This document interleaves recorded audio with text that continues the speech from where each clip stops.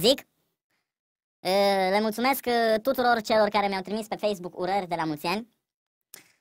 Și m-am gândit cu această ocazie să le postez o piesă live aici la Studio 66, cum deja am obișnuit pe toată lumea.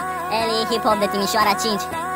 Am apărut în 87-27-07, fără îndoială așa-mi scria în act. Am început a păși prin bucale, după ce se dădeau veștile bune pe TV și prin ziare. Parte din minoritate frățioare, cunosc toate întrebările legate de culoare. N-ai ajuns, ce-ai vrut tu să fii, doar știi, minusurile adunate creează un MC. Dar n-am timp să stau, le zic mereu pe șleau. Nu dau din timpul meu în care fac ce vreau, că e scump și timpul înseamnă bani, nu? Acuzi și tu cu banii faci ce vrei, nu? Ok, atunci pentru lei cu frații mei, sus pus departe de apus ca cei mai cei. Când o să iau cei a meu mai mereu, ca un leu, prea aproape de bine, departe de greu, zic și eu.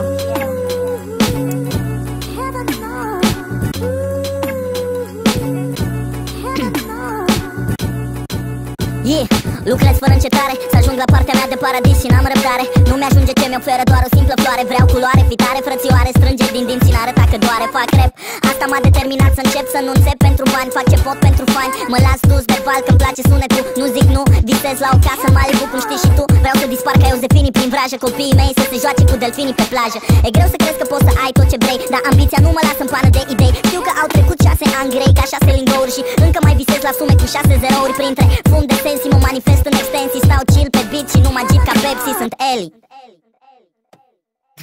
Pe bune.